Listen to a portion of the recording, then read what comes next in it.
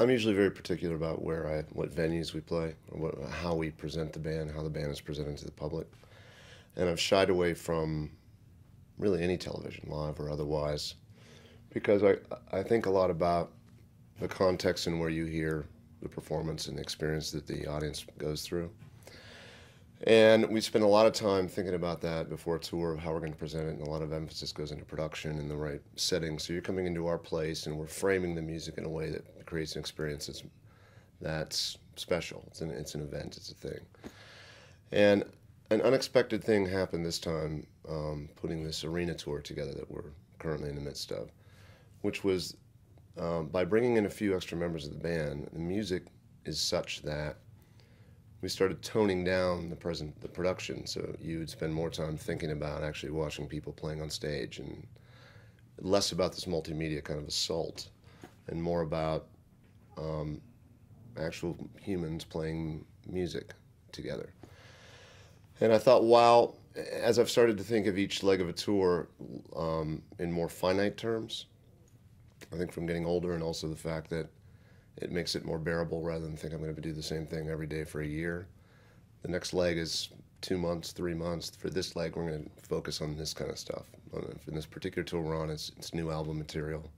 It's more groove-based things rather than assaultive rock. And I thought with this collection of people, it'd be nice to take them out of our familiar element and drop them into some other kind of classic places that might seem unusual to the audience, will definitely seem unusual to us, and shift the focus into something else.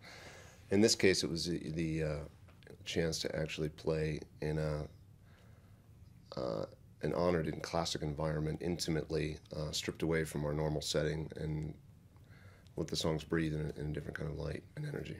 About 5 years ago or so, really believed I was done with Nine Inch Nails playing live. It felt like something that had turned into a well-executed, aggressive rock band. And I've done it, and I've proven to myself I can do it, and I've proven to an audience I can do it, and I've done it, and I've done it some more, and I've done it a few more times. And at this point, a few years ago, I felt like if I don't force my hand to do something different, I'm going to keep, inevitably through the different factors that come into your life, some financial, some career-wise, people around you, you get funneled into repeating a cycle, and you're doing something that isn't broken, so you keep doing it. And I wanted to force my hand into trying something different, so I said I'm done with Nine Inch Nails as a live entity. And again, because I was kind of tired of doing it, and it felt like it had done this thing, and maybe that's all it can do, and I need to try something else. And then after trying a few other things and having some good fortune in some of those things and less than good fortune in others, I scored some films, started another band with my wife and some other people I respect. I tried to write a TV series. I tried to design a music subscription service that's coming out pretty soon. I've done a few things, started a family. What else did I do? A few things. A lot. It felt the desire to put myself back in the kind of center stage scenario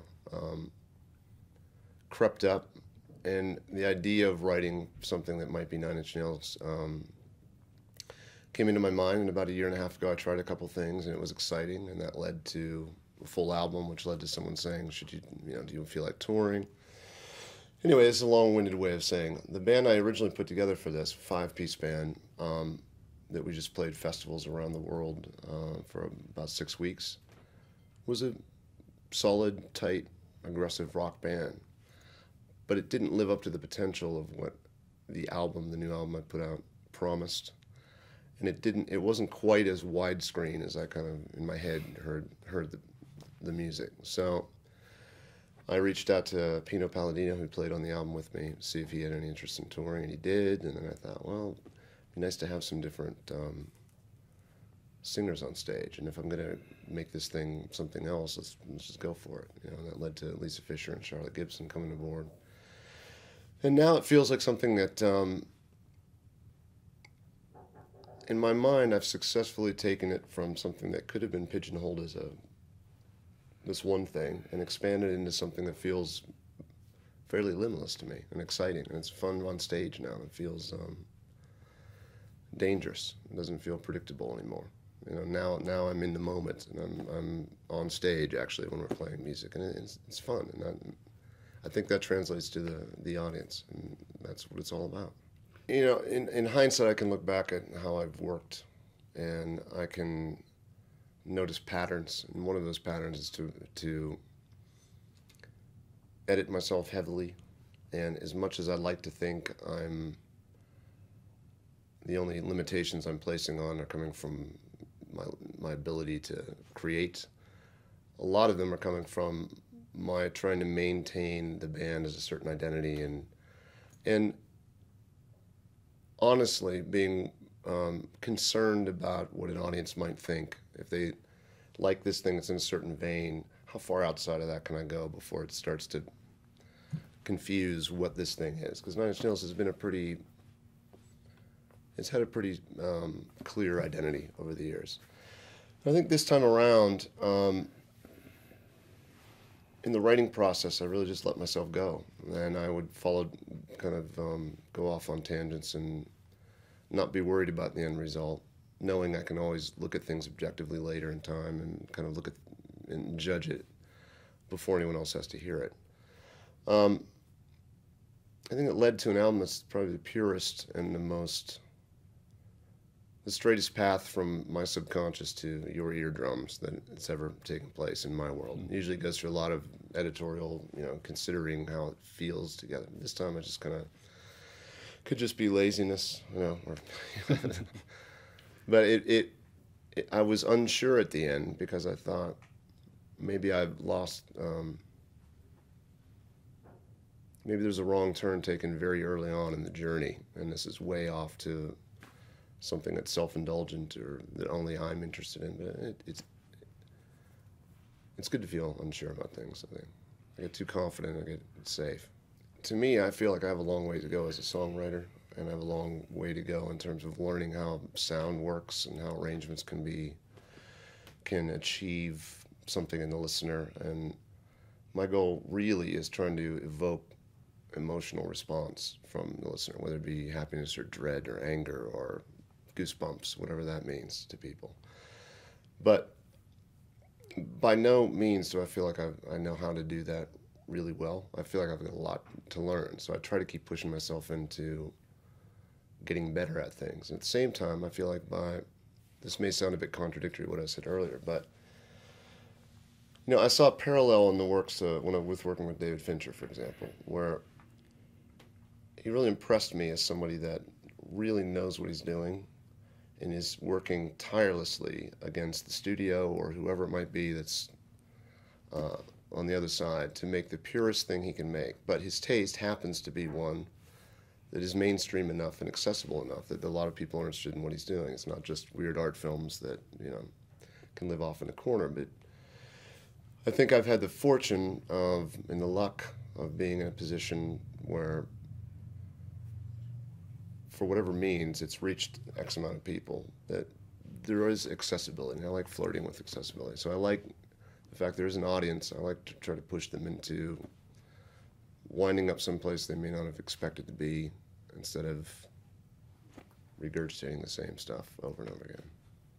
When thinking about music consumption these days, I try to always sit in the seat of the consumer, the fan, rather than the creator. It's easy to start complaining about what it doesn't exist anymore, as a creator.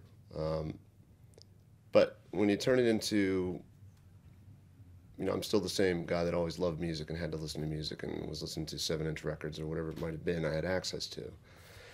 I think the consumption model's changed in ways that, as you mentioned, a lot. It's interesting that people have access to more stuff. It's a shame that the act of listening to music has been kind of pushed down into, marginalized into something you do in the background while you're checking your email or while you're driving your car. I miss personally as a fan and as a creator the experience of being excited about picking up a piece of vinyl and coming home and taking it out, and smelling the vinyl and seeing what's written on the inside, and putting the needle down with headphones and there is no phone because they didn't exist yet, you know, mobile phones, and spending a half an hour or an hour listening to a piece of music and then doing it again, you know, and trying to read into the mind of the artist and really that experience. I miss that. I haven't done that in a long time. And I don't think people coming up today listen to music that way. You know, it's too easy to hit skip, or it's too easy to have access to so much music that you don't spend less time with it. But I've said this before, I wouldn't be the person I am today if I didn't spend as much time with certain pieces of music that I did growing up, because I'd invested in this record, and maybe I didn't get it the first time, but I still listened to it because I spent $8, $9, $10 on it. And I can name a number of records like Talking Heads' Remain in Light, Clash Sandinista, that when I put them on, I didn't understand what it was. It seemed I didn't get it, but I broke through that barrier, and it made me, it expanded what I thought music could be, and I learned from that. And I don't know if that experience, I mean, maybe that gets made up for with the volume of stuff people have access to now. You know, there's an argument to what I just said. But I long for the days as a creator and a fan, and I make music that I hope people spend time listening to. I hope my record sounds interesting but maybe off-putting on the first listen, but I hope you listen to it a second time because you're curious about it, and by the fifth time I hope you go, I get it, I like it, and by the 10th time I hope it's your favorite album, and on the 50th listen, a year from now or 2 years from now, you're hearing things in between the grooves that I put in there that on a different set of speakers, or in the headphones, or in the car, adds another dimension to it, and the layers of thought that can unravel. I mean, that's what I'm trying to do. That's what I like to do. As a listener, I don't know if anyone else out there even does that anymore, but I do. So you know, it's there if you choose to dig in. What I've learned about inspiration over the years is, I used to live in constant fear, and I was afraid of writing, and I was afraid of. I loved playing live. I loved executing. I loved that side of it, but that blank piece of paper was my worst fear. And I know now that staring at that piece of paper saying, I've got to write the best song in the world. How did I ever write that song? What was I thinking of? Am I ever going to be able to write something as good as that? Was that an accident, you know? Did I subconsciously steal that from someone and I don't realize it, you know, all those things. And I've kind of, over the years, realize I can put myself in places where it's more likely to occur, inspiration that is. I can cut time out of my day to go for a walk, or I can ride in the car with a tape deck in my pocket, a little recorder. And if I'm thinking about something, capture it. Or if I'm in a place where I can lay in bed for an extra 20 minutes in the morning, which is when I get most of my ideas. And if I set that time aside, those ideas are out there. I just have to tune into, I have to be in the right frame of mind. If I'm living in a head down, execute, million things to do today world, doesn't come to me as much. But the other thing is just to not think you have to write the best thing in the world. Just write, keep writing. You know, I've read that, and I listened, someone told me that years and years ago, but I couldn't, you know, I knew better. I thought I did. And now I just keep at it, and I have the confidence to try things, and I hope I have the editorial hat to put on later to stop you from hearing most of the stuff that doesn't reach the quality control level.